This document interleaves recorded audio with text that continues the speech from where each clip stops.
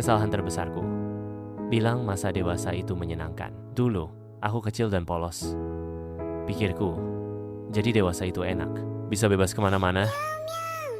Makan Indomie jam 2 pagi. Ngatur uang sendiri. Sekarang, bayar listrik. Ngurus berbagai pekerjaan. Overthinking jam 1 pagi. Dan aku cuma pengen mainan dinosaurus sambil makan biskuit lagi. Kesalahan terbesarku adalah ngomong, kayaknya jadi dewasa seru deh.